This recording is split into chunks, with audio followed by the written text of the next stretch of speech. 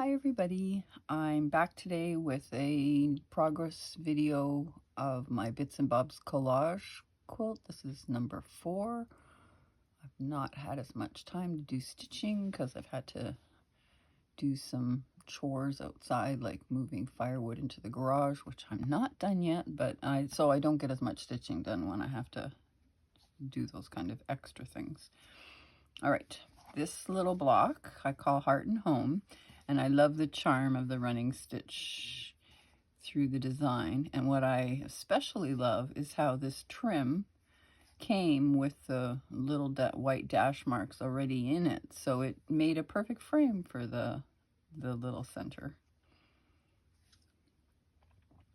Now, some of you might have watched the video where I show how to transfer design onto fabric using thread.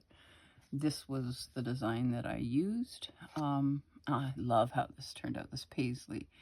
I knew in my mind I wanted to space different stitches, different threads like this. It turned out way more beautiful than I had even hoped.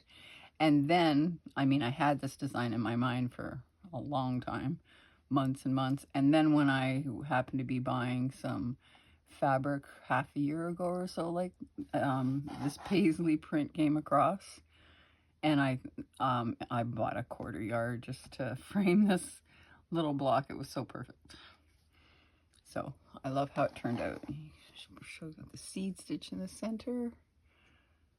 Just, yes, very lovely. All right. Now, this next batch, I also made a video about. These are my Shabby Roses. They're so fun. These are going to be embellishments in little spots on the collage quilt. And I just took all kinds of scraps of ribbons and laces and fun fabrics and made these little roses.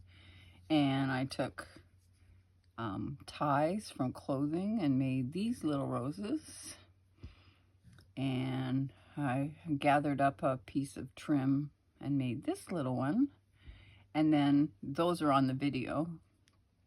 And then just recently I had this button of these little birds, and I thought, isn't that sweet? That's another one. I'll make more. I'm gonna need more, but this is so far what I've got made.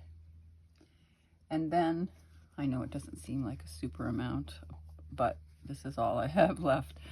This collection of sweetie things are literally a collection of some of my favorite fabrics that I've used this kind of flip frame to feature.